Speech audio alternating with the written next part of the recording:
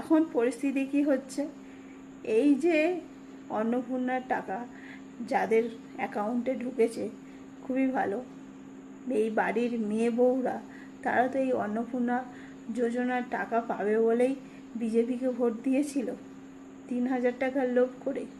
কিন্তু এখন সমস্যা কী হয়েছে, অনেকের অ্যাকাউন্টে তো টাকা ঢোকেনি, তারা ফর্ম জমা করেছে, টাকা তো ঢোকেনি। এবার তারা কি করেছে, কোনো পার্টি অফিসের ছেলে নয়, কোনো পার্টির কেউ নয়, বাড়ির সাধারণ মহিলারা তাদের বড়দের ছেলেদেরকে টেনে নিয়ে গিয়ে এই বিজেপি পার্টির লোকেরা বা এদের পার্টি অফিস বা এই যে বিডিও এগুলো এই অফিসগুলোকে ঘেরাও করছে, তালা দিয়েও দিচ্ছে। দেখলাম কি আশ্চর্য ঘটনা। এই টাকা না পাওয়া মহিলারা এখন তারা মা চণ্ডীর রূপ ধারণ করেছে। চণ্ডী, আমার এত হাসি পাচ্ছে কি বলবো। সরি, একজন ভদ্রলোক বলছে যে তার যে মিসেস তাকে বাড়ি যেতে দিচ্ছে না, বলছে আমার টাকাটা কেন ঢুকলো না। কি আশ্চর্যজনক ঘটনা। ভদ্রলোক বলছে তার মিসেস তার সাথে সমানে ঝগড়া করে যাচ্ছে যে কি হলো, আমার কেন টাকাটা ঢুকছে না।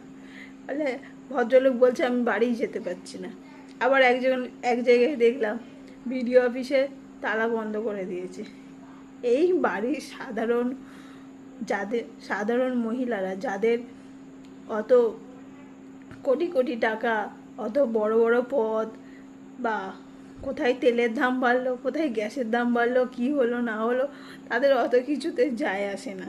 তারা শুধুমাত্র 3,000 টাকার লোভে এই পার্টিটাকে ভোট দিয়েছে। এখন তারা টাকা না পেয়ে খেপে যাচ্ছে।